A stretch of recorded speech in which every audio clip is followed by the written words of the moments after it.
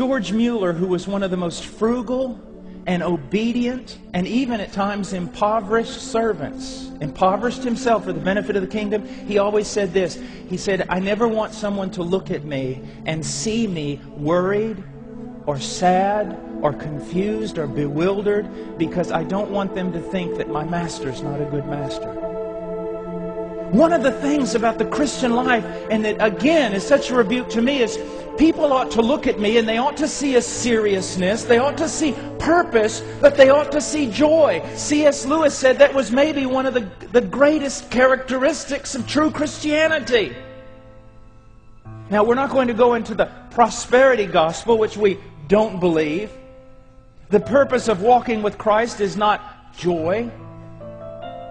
But in walking with Christ, how can we not have joy? Even when our body is filled with sickness, trials are all around, and it seems that some of the things most beloved to us are being torn apart. Yet we should still have joy, because our joy and our blessedness is fixed not in what we do, not in what others do to us, not in our circumstances, but our joy is fixed in the perfect person of Jesus Christ and the perfect work of Jesus Christ. Now he says here, in these next verses, he's going to teach us as Christians how to walk in blessedness, how to increase in blessedness, how to be happy. I know that sounds trite to some of you who are very spiritual. But after all these years, I've realized that one of the most blessed fruits of Christianity is just being happy. Being complete, being whole, having joy. And he's going to tell us how to do it. Now, before we look at this, I want to look at a contrast between the teachings of Jesus Christ and not just the modern day contemporary secular thought, but the teachings of Jesus Christ and a lot of teaching that goes on in the church today. Let's look at a contrast, because we do know this. Everybody wants to be happy. Everyone wants to be blessed. The question is, how do we get there? And just a quick summary, let's look at a contrast. The world says, blessed are those who are self-confident and independent. The movers and shakers who grab the bull by the horns. And they make out of their life what they want it to be. They forge with their own two hands their life.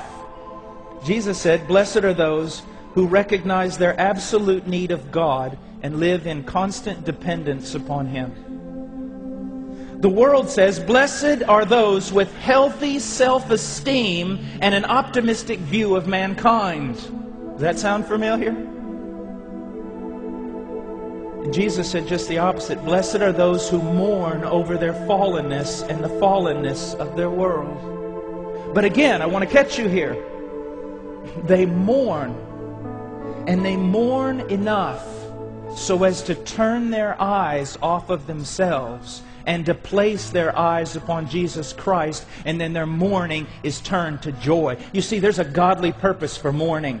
We do not mourn for mourning's sake. We mourn because it causes us to take our eyes off of self and place our eyes upon Christ, the only one who can fill us.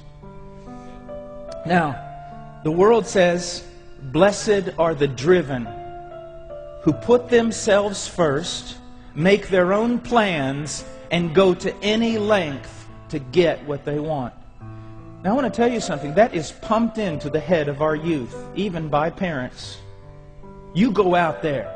You do it. You win. You get what you want. No one's going to give it to you. You take it. Jesus says, blessed are the meek, who seek the glory of God, His purpose in the world, and who submit to His will.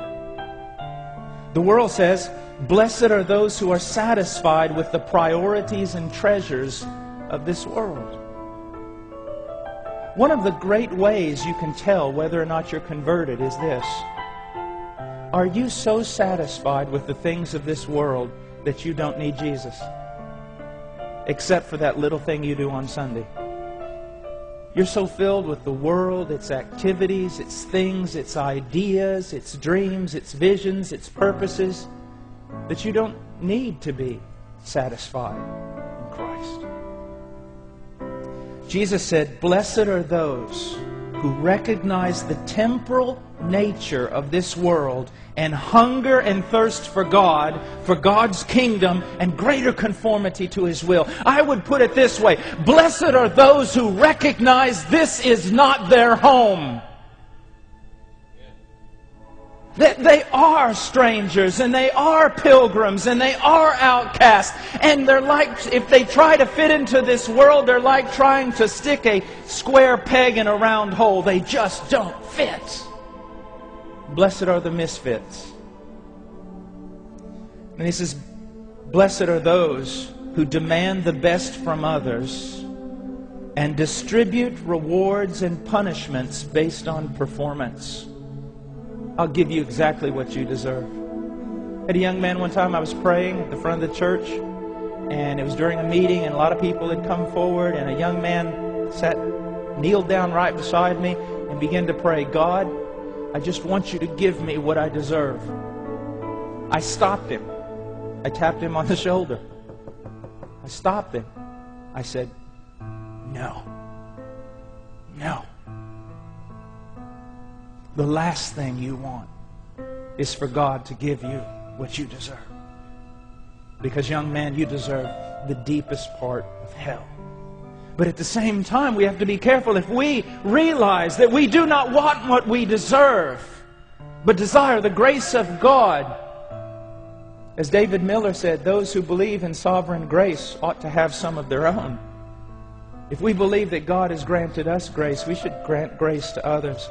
And then Jesus says, blessed are the merciful who recognize God's mercy in their own lives and seek to reflect that mercy in the lives of others. The world says, blessed are those with a singular devotion to self, who put themselves first and are willing to compromise all other loyalties in order to attain their goals.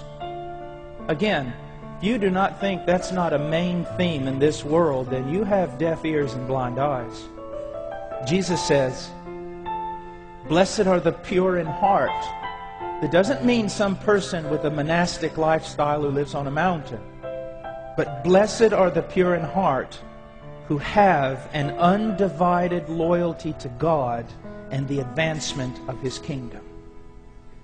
The world says, blessed are those who make self-preservation their highest goal.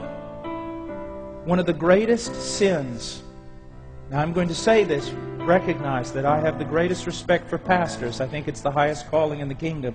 But one of the greatest sins of pastors in America today is self-preservation. To preserve self, they will turn away from preaching the truth. Jesus said, blessed are those who risk themselves and everything they have for the promotion of God's peace in the world. The world says, blessed are the moderately religious, who have the respect of this world and are never labeled fanatical. Jesus said, blessed are those whose conformity to Christ and passion for truth are so evident that they are disdained and persecuted by this world and by the moderately religious.